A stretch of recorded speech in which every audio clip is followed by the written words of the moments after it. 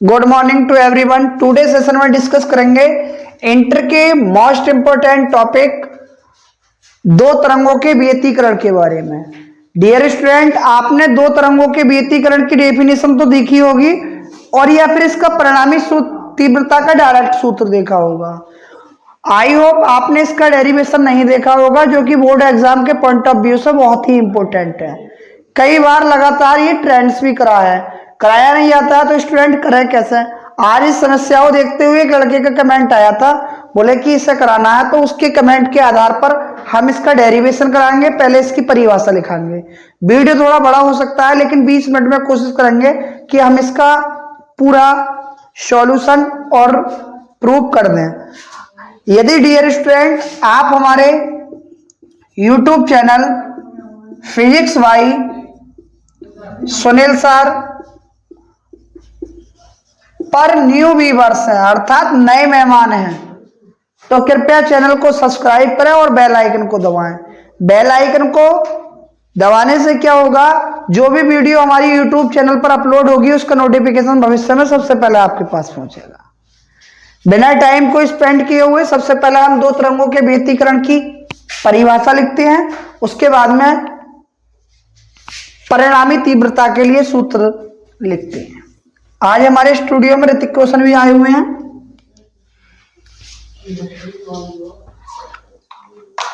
इसकी डेफिनेशन क्या होती है? इसकी डेफिनेशन होती है, जब किसी माध्यम में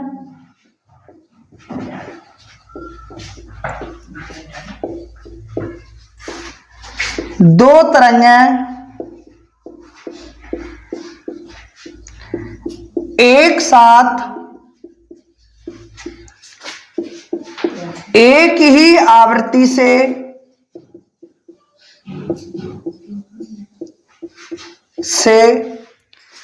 एक ही दिशा में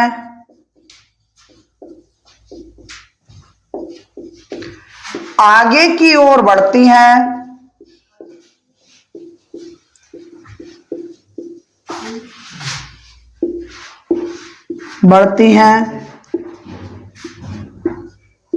तो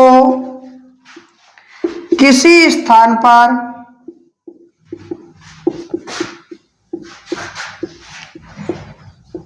प्रकाश की तीव्रता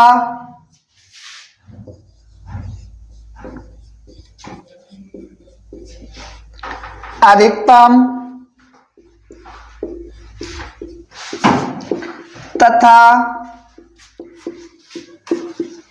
किसी स्थान पर प्रकाश की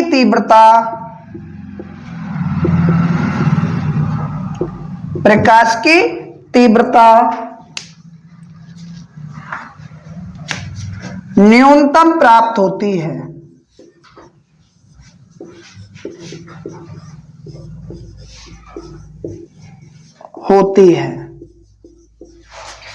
इस घटना को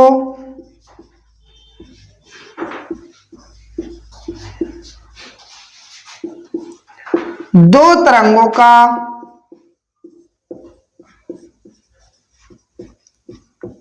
व्यतिकरण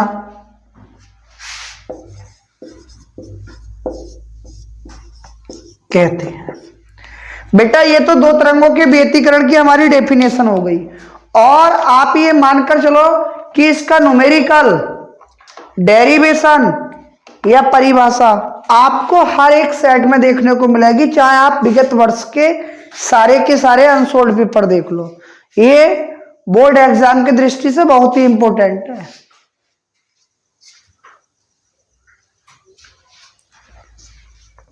आप इसका स्क्रीनशॉट ले चुके होंगे। अब आगे की ओर बढ़ते हैं।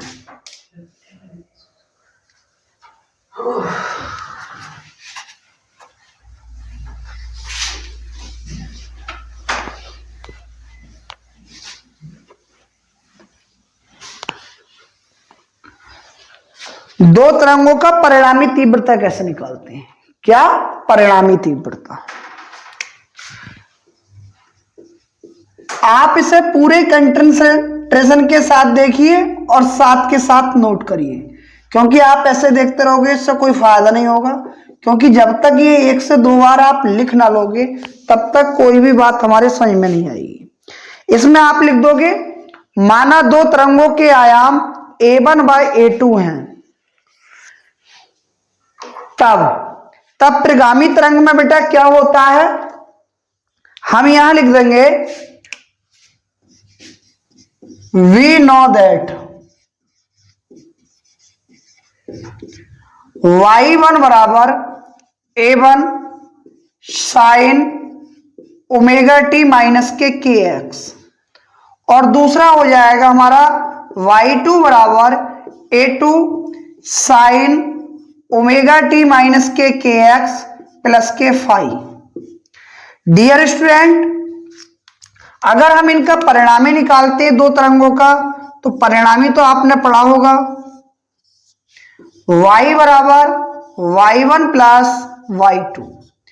y1 की value a1 sine omega t minus के kx plus a2 sine omega t minus के kx प्लस के फाई। अगर हम यहां थोड़ी टाइम के लिए सॉर्ट आउट करने के लिए कर दें let p equal omega t minus के kx, तो ये हो जाएगा y equal a1 sine omega t minus k x की जगह कितना रख लिया डियर स्टूडेंट हमने, p plus a2 sine omega t minus k x की जगह कितना, p प्लस के फाई। और इसे समीकरण कुछ माने मत, आप यहां तक लिखो बस, क्योंकि इससे क्या होगा, इससे हमारा जो है इसे ओपन करने में फायदा रहेगा। ठीक है डियर स्टूडेंट, आप इसके बाद में क्या करेंगे, देखो हमें कुछ नहीं करना है, इस पद को तो हम ऐसे रहने देंगे, ये साइन a प्लस बी का सूत्र हो जाएगा और बाकी ज्यादा कुछ नहीं करना है। स्क्रीनशॉट ले चुके होंगे, आई होप आप लिख चुके होंगे, स्क्रीनशॉट के ऊपर नहीं होगे। क्या हो जाएगा, अब यहां ओपन कर लेते हैं इस सूत्र को, y इक्वल ये हमारा आ जाएगा a1 sign p plus a2, क्या होता है सूत्र हमारा साइन a प्लस बी का, sine a cos b cos a sine b plus के चिन्ह के साथ, तो ये आएगा a2 sine p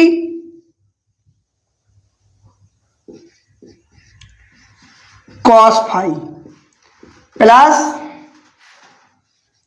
a2 cos p sine phi. यदि हम देखना चाहें यहां और यहां हमारा क्या है डियर स्टूडेंट, दोनों जगह साइन p है, तो साइन p कॉमन आउट ले सकते हैं।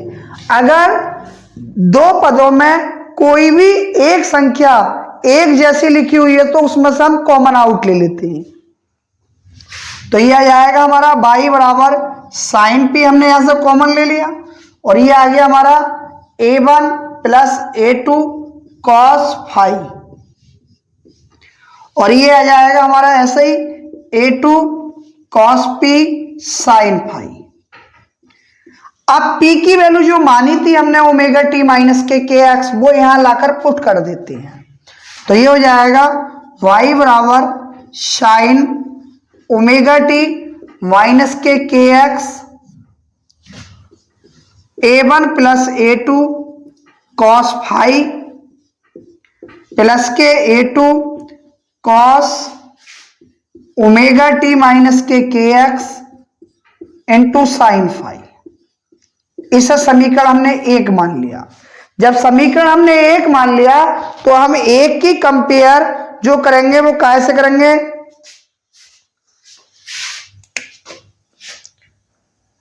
y equal r cos theta sine omega t minus के kx प्लस के आर साइन थीटा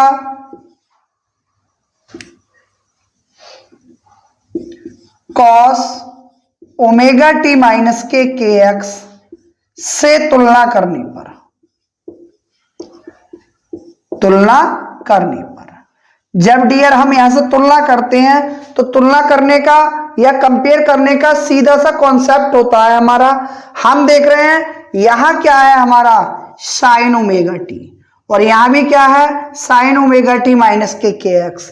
इससे तो ये कैंसिल आउट हो गया, कितना बचा आर कॉस थीटा यहां से, तो यहां से कितना बचा हमारा a1 plus a2 cos phi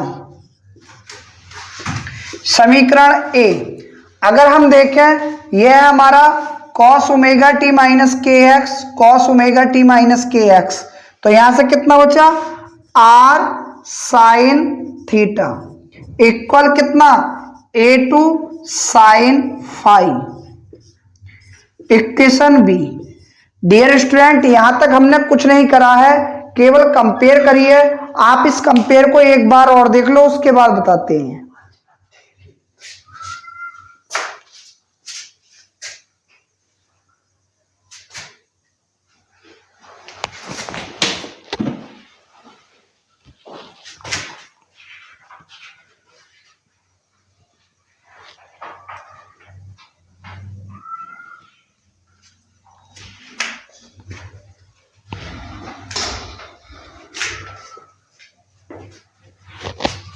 एक बार इसकी कंपेयर जरूर देखना, आपकी कंपेयर जो करी है वो हमने कैसे करी है।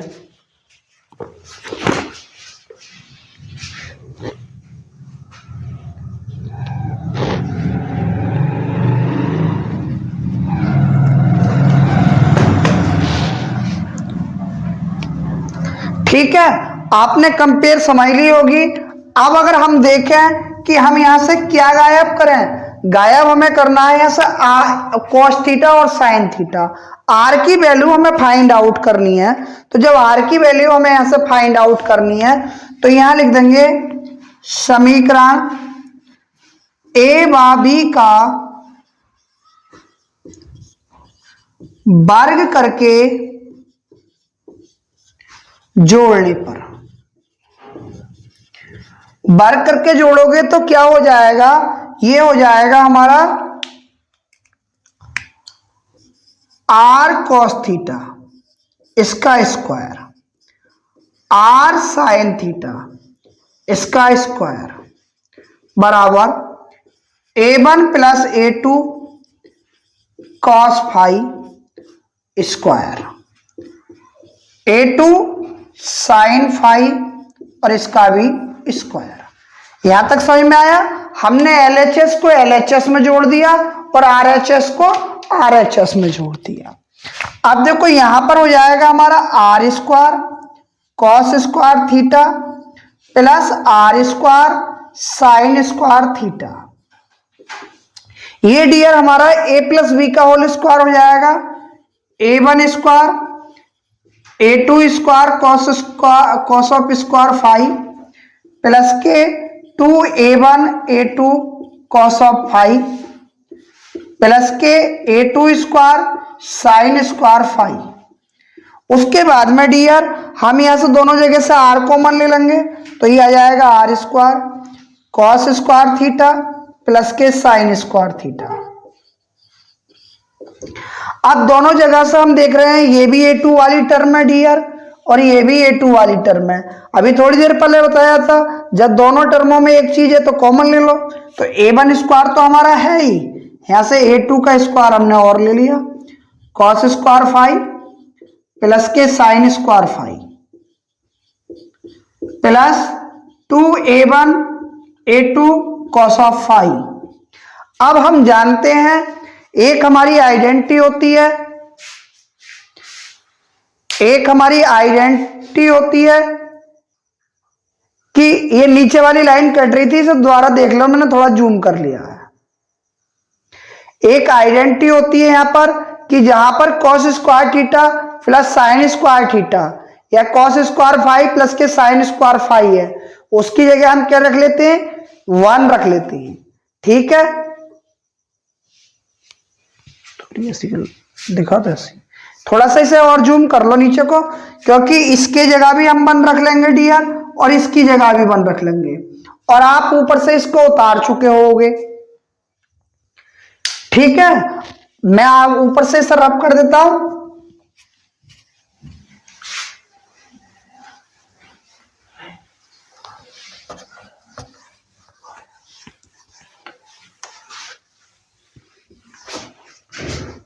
देखो इसकी जगह 1 रखा तो डियर स्टूडेंट ये आ जाएगा आर स्क्वायर इंटू 1, इसकी जगह भी 1 रखा तो ये आ जाएगा a1 square plus a2 square plus 2a1 a2 cos of five. यह डियर स्टूडेंट अगर हम बात करें तो ये किसके बराबर रखा है हमने, परिणामी a के बराबर रखा है, तो ये आ जाएगा हमारा a स्क्वायर बराबर a1 square plus a2 square 2a1 a2 cos of five, क्योंकि परिणामी आयामी तो निकाल रहे हैं डियर स्टूडेंट।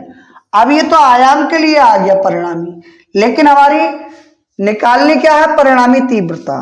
तो इसके लिए आपने पढ़ा होगा आयाम में और तीव्रता में एक रिलेशन होता है, अर्थात relation between amplitude and intensity. क्या होता है, इंटेंसिटी जो होती है वो एम्पलीट्यूड के स्क्वायर के डायरेक्टली प्रोपोर्शनल होती है, यानी I प्रोपोर्शनल A स्क्वायर। तो वहां से हमारा क्या हो जाएगा, हम यहां लिखेंगे वी नो दैट, हमने लिखाया था dear I proportional to A square या I equal to k A square, या यहां से A की वैल्यू हम निकाल दें डियर तो ये आ जाएगा I अपॉन के, या डियर हम इसे कर दें तो ये आ जाएगा हमारे A बराबर रूट ऑफ I अपॉन के। अगर हम यहां से ये a1 की वैल्यू निकालेंगे तो ये I1 हो जाएगा, a2 की निकालेंगे तो I2 हो जाएगा। ये रखने के बाद हम सभी इस वाली इक्वेशन में चर्चा कर लेते हैं। तो जहां पर हमारा स्क्वायर है तो वहां तो आ गया हमारा I अपॉन के।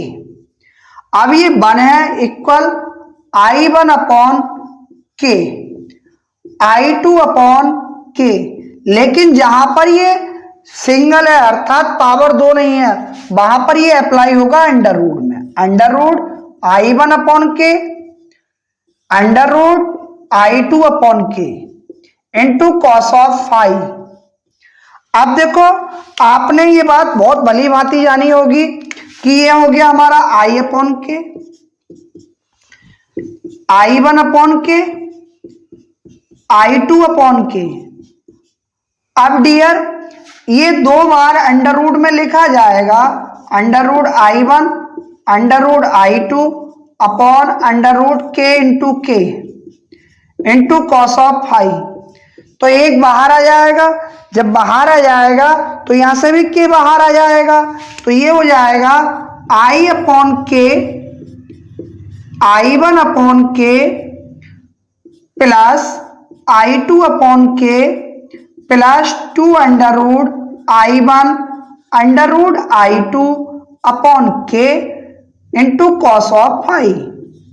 डियर यहां से टोटल के बटे में के है तो के 1 अपॉन के को कॉमन आउट कर सकते हैं, तो यह आ जाएगा I अपॉन के, और यहां से जब हमने कॉमन ले लिया डियर तो इसे लिख सकते हैं अंडर रूट I1 का होल स्क्वायर, इसे लिख सकते हैं अंडर रूट I2 का whole square, 2 under root I1,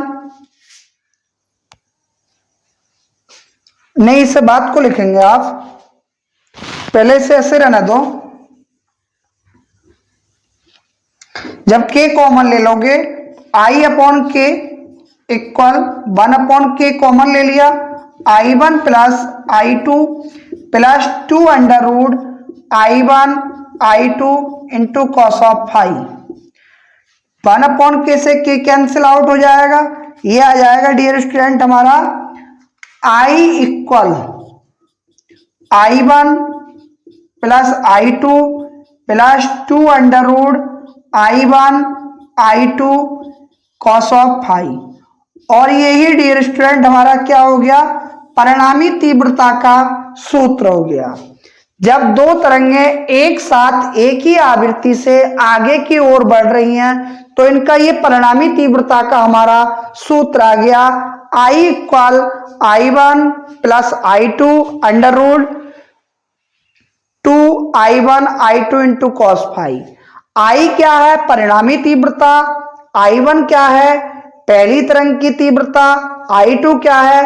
दूसरी तरंग की तीव्रता। और फाई जो है वो इन दोनों तरंगों के बीच का क्या है? हमारा कालांतर। आई होप इस डेरिवेशन को आप किसी और चैनल के माध्यम से भी देखते हैं तो इतने आसान तरीके से नहीं देख पाएंगे। मेरे तो मानना यह है आप देखने के साथ साथ एक बार नोट कर लें और फिर जब बोर्ड एग्जाम हो एक बार तब देख लें। बाकी ज्यादा आपको देखने की इसमें कोई आवश्यकता नहीं है। आई होप आपको ये वीडियो पसंद आई होगी। पसंद आई हो तो वीडियो को लाइक करें, चैनल को सब्सक्राइब करें और मित्रों के साथ शेयर करें। Thanks for watch video.